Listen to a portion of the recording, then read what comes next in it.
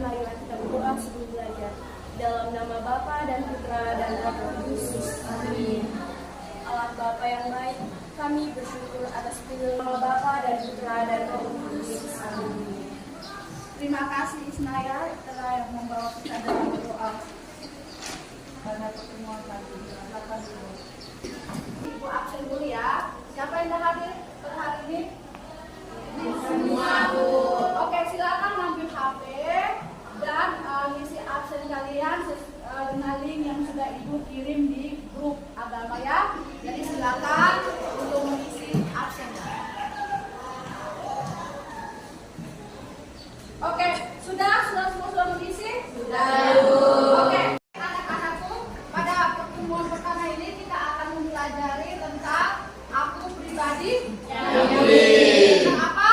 Aku pribadi yang unik. Oke, jadi kita akan mempelajari aku pribadi yang unik.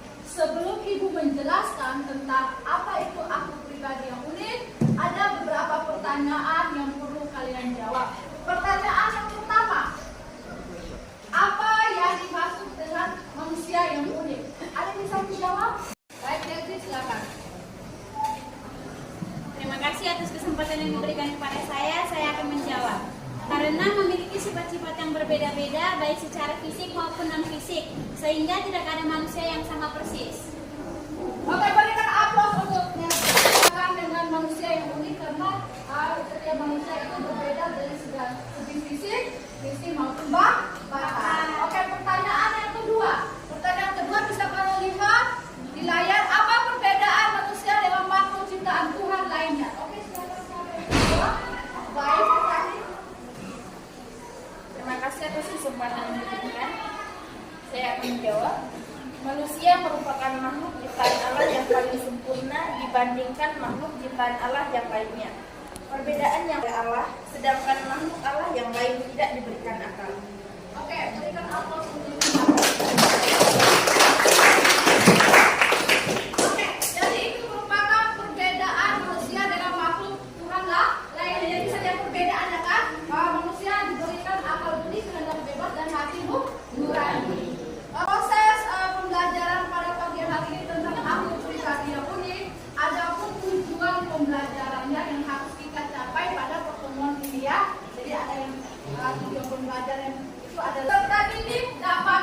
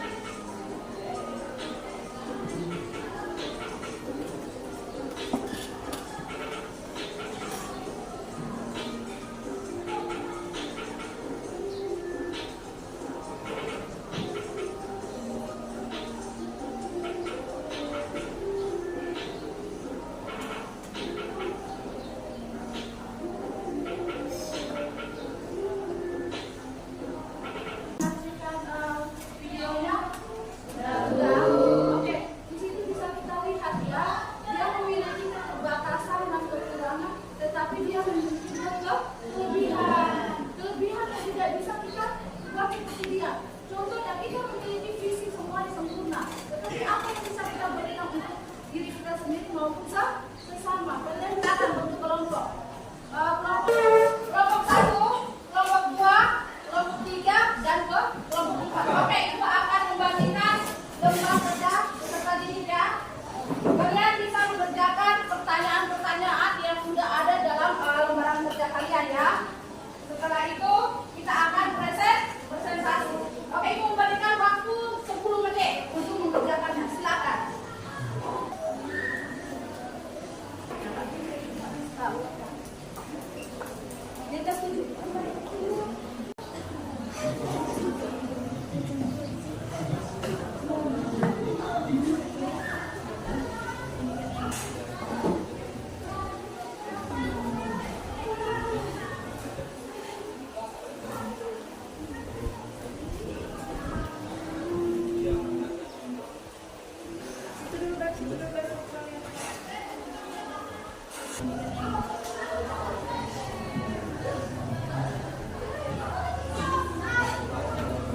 Kelompok 1 sudah selesai. Kelompok 2 sudah.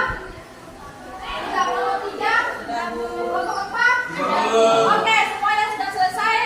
Ibu berikan kesempatan untuk kelompok 1 mempresentasikan.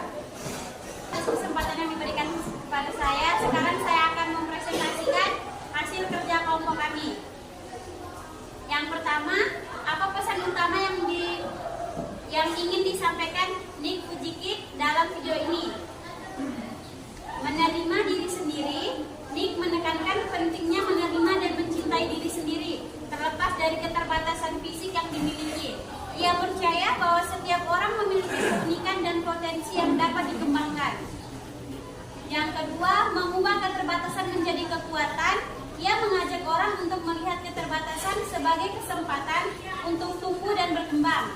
Nick menunjukkan bahwa meskipun ia tidak memiliki anggota tubuh, ia mampu melakukan banyak hal yang luar biasa, termasuk berbicara di depan ribuan orang dan membangun keluarga. Dan terima kasih presentasi dari kelompok kami. Oke, mereka aplaus untuk kelompok 1. Terima kasih atas kesempatan yang telah diberikan. Di sini saya akan membacakan hasil diskusi kami mengenai pertanyaan tentang apa saja contoh-contoh inspiratif dari kehidupan Nick Fujikit yang diangkat dalam video. Jawaban yang pertama, karir sebagai pembicara. Nick memulai karirnya sebagai pembicara motivasi pada usia 19 tahun dan telah menginspirasi jutaan orang di lebih dari 24 negara. Dia berbicara tentang pentingnya ketahanan dan melihat sisi positif dari setiap situasi. Yang kedua, kehidupan pribadi. Nick juga berhasil membangun kehidupan pribadi yang bahagia, menikahi seorang wanita dan memiliki anak. Menunjukkan bahwa kekurangan fisik tidak menghalangi seseorang untuk mencapai kebahagiaan dan kesuksesan. Sekian presentasi dari saya ucapkan terima kasih. Oke, mereka aplaus untuk kelompok 3. Diskusi kalian ya, bisa kalian perhatikan di depan layar. Dari presentasi tadi yang kalian nonton video itu ya. Baik. Bahkan manusia kembar sekalipun selalu mempunyai perbedaan. Bisa diamati dari hal-hal fisik, psikis, bakat, kemampuan serta pengalaman-pengalaman yang dimilikinya. Keunikan diri itu merupakan anugerah yang menjadikan diri seseorang berbeda dan dapat dikenal dan dilakukan secara khusus pula. Singkatnya, manusia adalah makhluk yang indah dan istimewa. Keistimewaan itu, keagungan manusia ini hendaknya sungguh disadari oleh semua orang. Untuk melukiskan keistimewaan dan keagungan manusia itu, kita tuti kejadian menceritakan dengan indah sekali. Sekarang kita akan mendengarkan ajaran kita tuti tentang keunikan manusia. Oke, silakan. Ada yang membaca?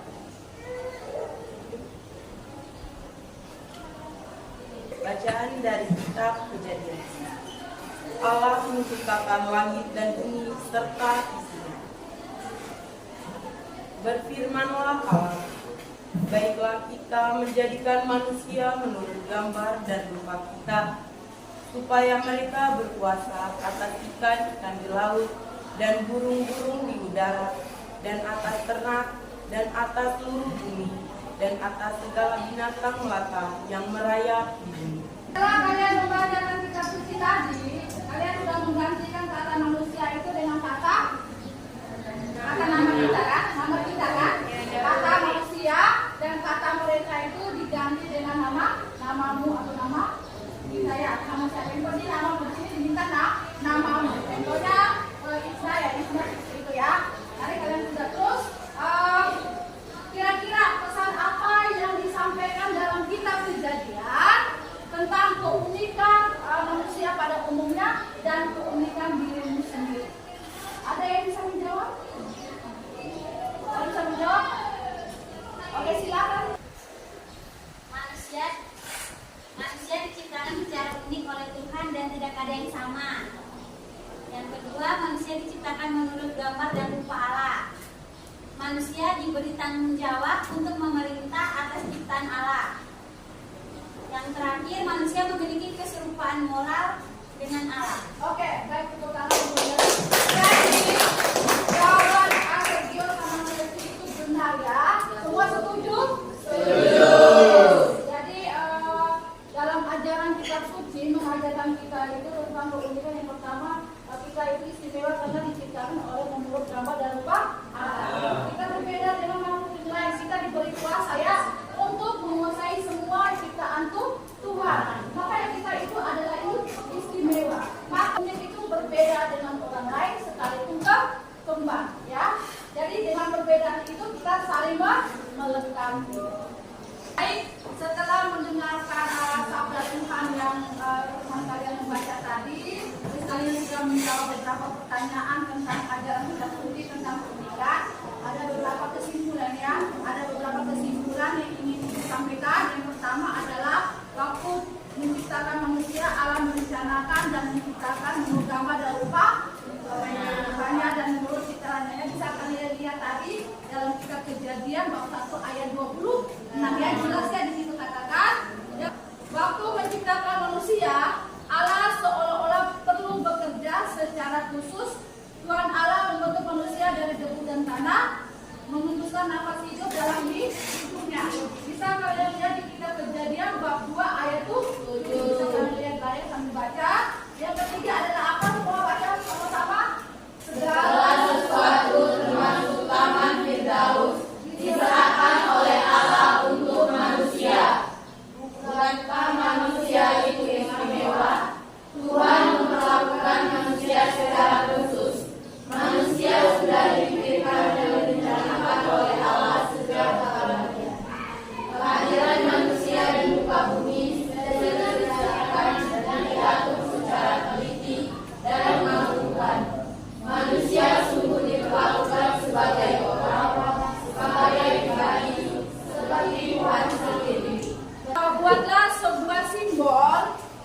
Buatlah sebuah simbol atau gambar atau puisi yang mengungkapkan penghayatan keunikan dirimu ya. Jadi situ kalian diminta untuk membuatkan simbol atau gambar atau puisi yang mengungkapkan penghayatan keunikan dirimu. Oke. Itu tugas kalian ya. Tugas kalian untuk nanti. Baik, sebelum Ibu mengakhiri proses pembelajaran pada pagi hari ini, marilah kita mendaraskan doa Mazmur ya. Awalnya kita doa pembuka, sekarang kita mendaraskan Mazmur. Karena Bapa dan Putra dan Roh Kudus. Amin. Aku hendak bersyukur kepadamu dengan segenap hati, kepada Bapa, Putra dan Roh Kudus, seperti pada permulaan, sekarang, selalu dan sepanjang segala masa. Dalam nama Bapa dan Putra dan Roh Kudus. Amin.